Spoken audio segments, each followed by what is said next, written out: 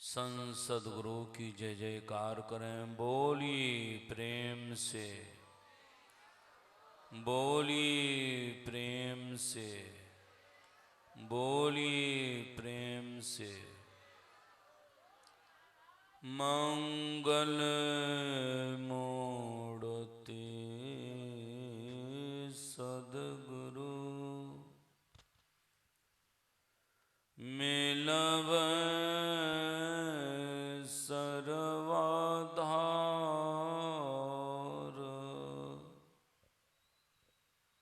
मंगलमय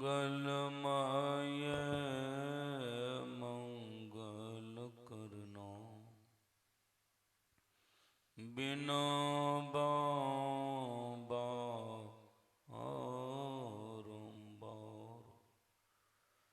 धन्य धन्य सतगुरु सुखदाओ, महिमा कहे न जाए। जो कुछ कहो तुम्हारी कृपा, मोते कछु नाम बसाओ।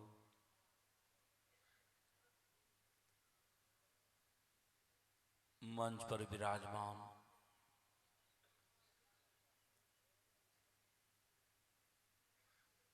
तीर्थों को पवित्र करने वाले संतों के चरणों में मेरा नतमस्तक। पंडाल में उपस्थित आदरणीय सज्जनवृंद, आदरणीय माताएं बहनों,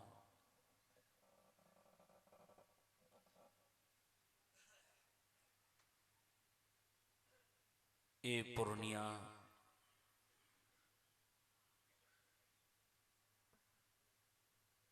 नगरी में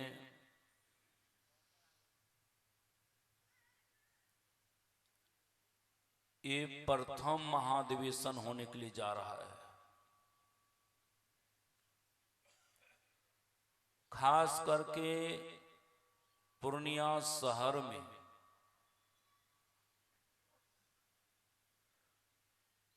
प्रथम महाधिवेशन हो रहा है। प्रथम अधिवेशन आरादेव का ज्योतराम राय में हुआ था।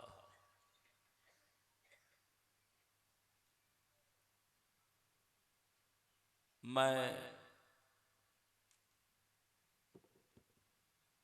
गुरु महाराज की जीवनी को पढ़ा था और कहां कहां गुरुदेव अधिवेशन किए, लेकिन पूर्णिया शहर का नाम नहीं आया। हमारे मन में विचार उत्पन्न हुआ, ये इतिहास कायम होना चाहिए। मैंने यहां महाधिवेशन रखा। ये बुझाता है नया नया अधिवेशन है। लोग पूछते हैं ये कौन अधिवेशन हो गया,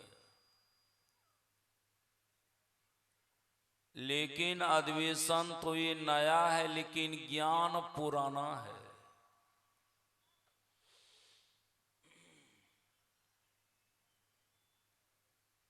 अभी आप लोग योग के संबंध में सुन रहे थे।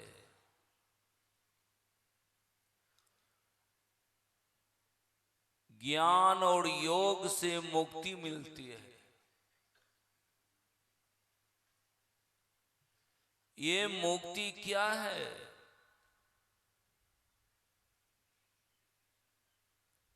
मुक्ति का अर्थ है छुटकारा।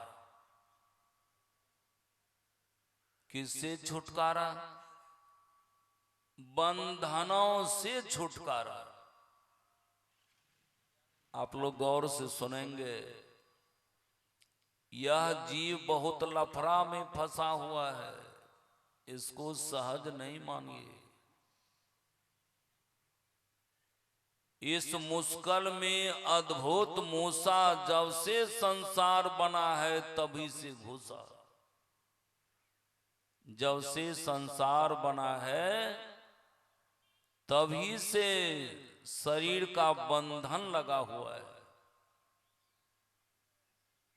विनय पत्रिका में गोस्वामी तुलसीदास महाराज लिखते हैं, जिय जब ते हर तय बिलगानियो तब ते देह गेह नि जानियो, माया बसरो बिसरायो तेहि भ्रम ते नाना दुख पायो। जब से हम हरि से बिलग हुए, बिलग मतलब अलग हुए। हरि से अलग होना कितना दिन हुआ है मालूम है? लगभग 7 अरब वर्ष हो चुका है। 7 अरब वर्ष से हम हरि से अलग है। अलग होकर के कहां है? शरीर और संसार में। रादेव के वचन में है, युग ज्ञान चौखान में भ्रमी भ्रमी दुख भोरी, जुग जुगान से जीव इस संसार में भ्रम रहा है, नाना प्रकार का दुख खा रहा है।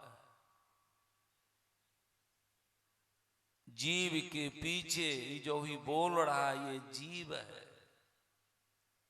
शरीर अलग है, जीव अलग है। जब से शरीर के बंधन में ये जीव आया हुआ है तब से जीव के पीछे आवागमन लगा हुआ है। आवागमन मतलब आना जाना, यानी जन्म लेना, मर जाना, फिर मर जाना, फिर जन्म लेना।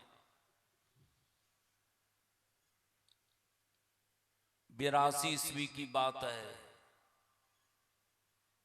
हम गुरुदेव से पूछे हुए थे, आपको हम सच्ची बात बता रहे हैं, अगला जन्म मेरा कहां हुआ था? गुरुदेव इशारे इशारे में बता दिए पश्चिम की तरफ। फिर प्रश्न किए उस गांव का क्या नाम है? उस गांव का नाम भी बता दिए। बाद में हम वहां पहुंचे। ये कौन लफड़ा है?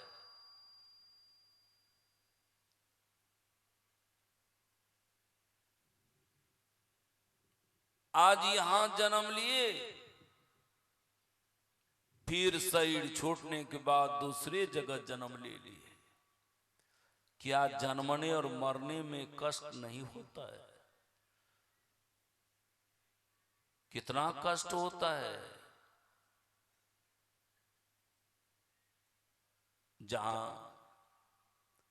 ये निर्मलानंद जी महाराज रहते हैं, इनके कुटिया के बगल में जीवच राउत नाम के एक सत्संगी थे। इनका कुटी पड़ता है हसनपुर, समस्तीपुर जिला में। उस जीवच राउत को हमसे बहुत प्रेम था। संजोग से वो बीमार पड़ गया। दरभंगा लहरियासराय में डॉक्टरों के यहां भर्ती किया गया। डॉक्टर जब जांच किया तो उसको ब्लड कैंसर घोषित कर दिया। अब उनका लड़का जब जाना तो चिंतित हो गया। लड़का ने पूछा, इसका कोई उपाय है? डॉक्टर साहब ने कहा उपाय है मात्र 3 बरस के लिए ब्लड चेंज कराना पड़ेगा, ब्लड चेंज कराने में 5 लाख रुपया लगेगा। तो डॉक्टर साहब ने सजेशन दिया इतना रुपया बर्बाद करके क्या करोगे, घर ले जाओ, इसको वहां ले जाके खिलाओ पिलाओ, जैसा खाना चाहे वैसा भोजन दो। ये मात्र 10 दिन का मेहमान है, आज से 10 दिन का मेहमान है। किसी तरह से बूढ़ा को पता चल गया कि हमको ब्लड कैंसर है। डॉक्टर साहब 10 ही दिन का टाइम दिए हुए। 5 दिन जब बीता, अन्न पानी तो पहले ही छोड़ दिया। अब 5 दिन बीतने के बाद लड़का से कहते हैं बाबा का दर्शन करा दो। तो हमको फोन किया, बाबा पिताजी मरना सन है, अन्न पानी सब छोड़ दिया है, आप दर्शन देते चाह रहे हैं। तो संजोग से दूसरे दिन उधरी प्रोग्राम था, हम बोले उधरे आ रहे हैं, सुबह हम पहुंच जाएंगे। सुबह में जब उनके यहां पहुंचे तो हम देखे चौकी पर लेटा हुआ है। लड़का जाके बोला कि बाबा आ चुके हैं। किसी तरह से उठ के आया, प्रणाम किया। हम पूछे जीवा चुआव क्या हुआ, देखते हैं बहुत दुबला पतला हो चुके हैं, बहुत कमजोर हैं। तो कहते हैं बाबा हमको ऐसा बीमारी पकड़ लिया है, अब हम नहीं बचेंगे। हम बोले हुआ क्या है बोलिए। तो हमको ब्लड कैंसर पकड़ लिया है, 10 दिन का टाइम दिया है, 5 दिन बीतिए गया है, 5 दिन और बचा है। लेकिन उनके चेहरा को जब हम देखे, हमको बुझा गया कि इनको ब्लड कैंसर नहीं है। तो मैंने कहा कौन पागल डॉक्टर आपको ब्लड कैंसर घोषित कर दिया, आपको कोई कैंसर ही नहीं है। अब जीवच राउत को सोचिए थोड़ा होश आ गया। मैंने उनके लड़का से कहा इनको पटना ले जाओ, वहां जांच करो, इनको कोई कैंसर नहीं है। तुरंत वहां से पटना ले गया और वहां पर जब जांच कराया तो कोई कैंसर नहीं निकला। और वहां से घर आते हैं तब तक हम प्रोग्राम करके वापस आ चुके थे। आके प्रणाम करते हैं, वह जीवच राउत कहते हैं बाबा उस दिन अगर आप नहीं आते 10वां दिन जबरदस्ती मरिए जाते। अब जान लीजिए हम लोगों के पीछे मृत्यु का भय है, मृत्यु लगी हुई है।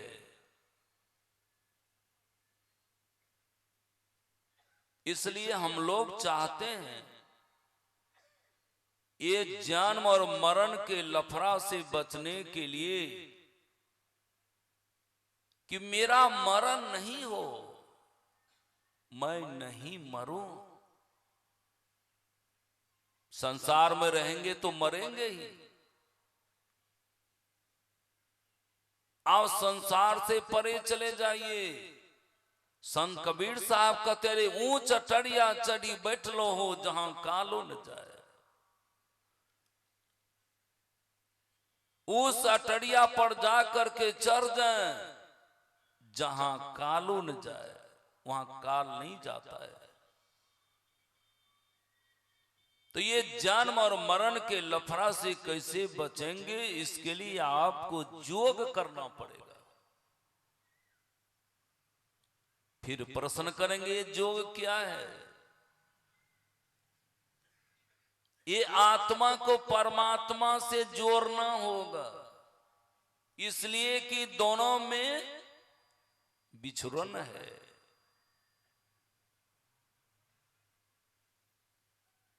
यानी अलग अलग हो चुका है। ये दोनों को मिलाना पड़ेगा। परमात्मा और जीवात्मा के बीच में आवरण है, जिसको कहते हैं जड़ आवरण। वह शरीर का आवरण है। जीव के ऊपर शरीर का कौन कौन आवरण है? आप लोग उंगली पर उंगली रख लीजिए। पहला है स्थूल, दूसरा है सूक्ष्म, तीसरा है कारण, चौथा है महाकारण। किसके ऊपर है? इस केवल के ऊपर है। आप प्रश्न करेंगे, शरीर को जो जलाता है मरने के बाद, क्या सब शरीर जलता नहीं है? सभी शरीर नहीं जल पाता है, मात्र स्थूल शरीर उसका जलता है, जो 5 तत्वों से बना हुआ है। और 3 शरीर रह ही जाता है। आप लोग ठीक ठीक समझिए, किसी दुकान में नहीं मिलेगा महाराज। ये जीवन का सार चीज है। सूक्ष्म कारण, महाकारण, ये जीव के ऊपर रह जाता है। ये तीनों शरीर, सूक्ष्म कारण, महाकारण, ये तीनों शरीर रहने के कारण जीव का फिर स्थूल शरीर में वापसी हो जाता है। कब तक वापसी होते रहेगा? शरीर में कब तक ये जीव आते रहेगा? जब तक ये तीनों शरीर रहेगा। जो व्यक्ति ये तीनों शरीर को, जो व्यक्ति ये तीनों शरीर को जीव पर से उतार लेता है, उन्हीं को मुक्ति मिल जाती है। ये चारों जड़ शरीर को उतारने के लिए क्या करना पड़ेगा? ये चारों जड़ शरीर को उतारने के लिए क्या करना पड़ेगा? इसके लिए किसी संत सद्गुरु के पास, सभी संत सद्गुरु के पास नहीं, जिस संत सद्गुरु के पास शरीर को उतारने वाला, शरीर को उतारने वाला जुक्ति होगा, उन्हीं जुक्ति से, उन्हीं भेद से आप शरीर को उतार सकते हैं। आरादेव के वचन में है, यही विधि जैवे भव पार, मोर गुरु भेद दिए। मात्र यही एक विधि है संत मत में, आप सभी शरीरों को उतार सकते हैं। स्थूल शरीर से निकलने के लिए क्या करना पड़ेगा? संत मत में पहले पहल 3 क्रिया बताते हैं। मानस जप, मानस ध्यान, दृष्टि योग। ये 2 क्रिया जो है, मानस जप, मानस ध्यान, ये मन को भस्म करने के लिए है, मन को अस्थिर करने के लिए है। लेकिन स्थूल शरीर से निकलने के लिए दृष्टि योग की क्रिया है।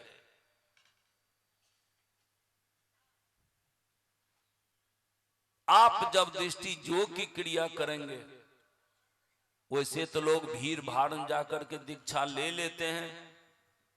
दीक्षा लेने के बाद फिर उससे नहीं समझ पाते कि आप जो जुक्ति दिए, हमको ध्यान में कुछ पा नहीं रहे,